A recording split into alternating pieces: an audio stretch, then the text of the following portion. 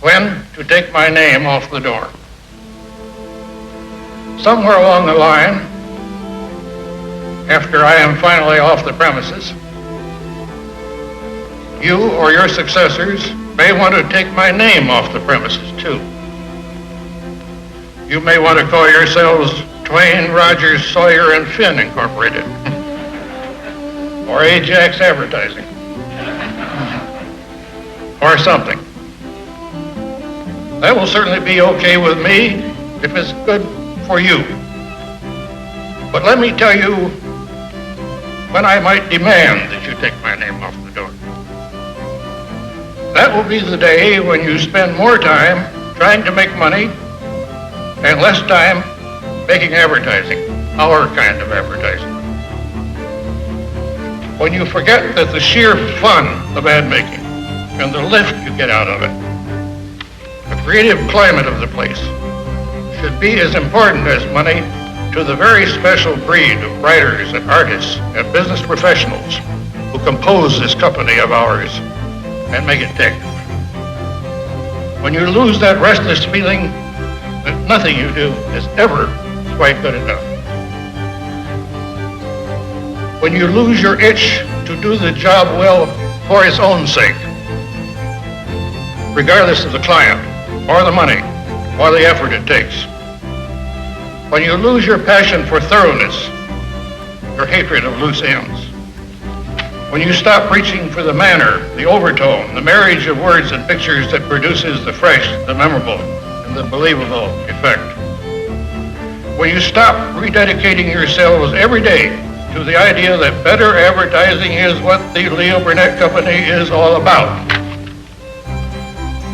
When you are no longer what Thoreau called a corporation with a conscience, which means to me a corporation of conscientious men and women.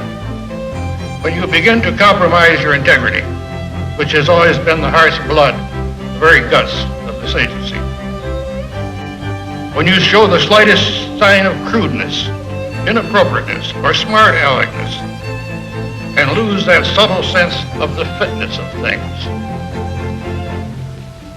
When your main interest becomes a matter of size, just to be big, rather than good, hard, wonderful work.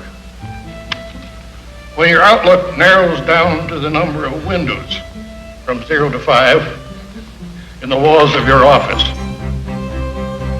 When you lose your humility and become big-shot Weisenheimers, a little too big for your boots. When the apples come down to being just apples for eating or for polishing, no longer part of our tone, our personality. When you disapprove of something and start tearing the hell out of the man who did it, rather than the work itself.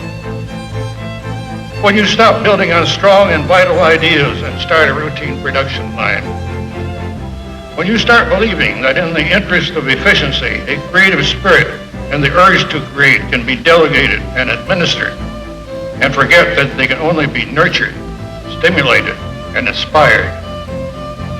When you start giving lip service to this being a creative agency and stop really being one. Finally, when you lose your respect for the lonely man, the man at his typewriter or his drawing board or behind his camera or just scribbling notes with one of our big black pencils or working all night on a media plan, when you forget that the lonely man, and thank God for him, has made the agency we now have possible, when you forget he's a man who, because he's reaching harder, sometimes actually gets hold of, for a moment, one of those hot, unreachable stars. That, boys and girls, is when I shall insist you take my name off the door. And by golly, it will be taken off the door. Even if I have to materialize long enough some night to rub it out myself on every one of your floors. And before I dematerialize again, I will paint out that star-reaching symbol, too, and burn all the stationery. Perhaps tear up a few ads in passing, and throw every goddamn apple down the elevator shaft.